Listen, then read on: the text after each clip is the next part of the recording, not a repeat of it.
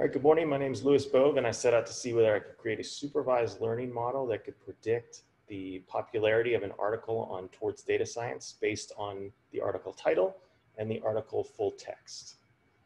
So a little bit about the data that I scraped. I used Beautiful Soup to get around 35,000 article titles from 2018 to 2020. Of note that it's about 20,000 articles were published, and that's 50 a day in 2020 on Towards Data Science. I scraped 5,000 full articles, and then to score the models, I used claps for regression, which is analogous to likes. And then on classification, I designated things as popular or unpopular.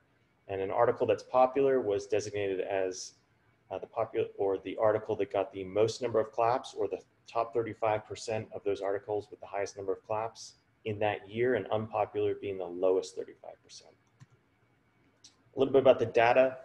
I went and looked at some of the word trends and saw the ones that had the biggest decrease from 2018 to 2020 on the left in red, and then the words that had the largest increase from 2020 or 2018 to 2020.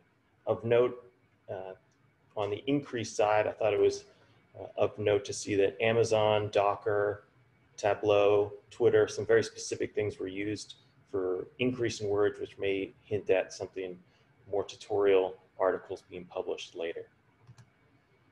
Into the model scoring for the regression model for the article titles. You see in red was the base model, and then in green was the best performing of the other models. It only increased by about 1%, so not great.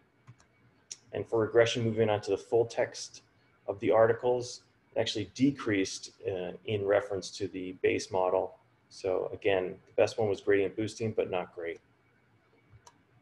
And then for classification, the random forest did the best at it with an F1 score of 66%.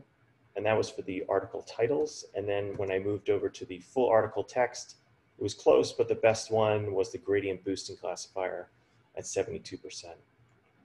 So looking more at the gradient boosting classifier, you see that about a quarter of the data was in the false positives and false negatives.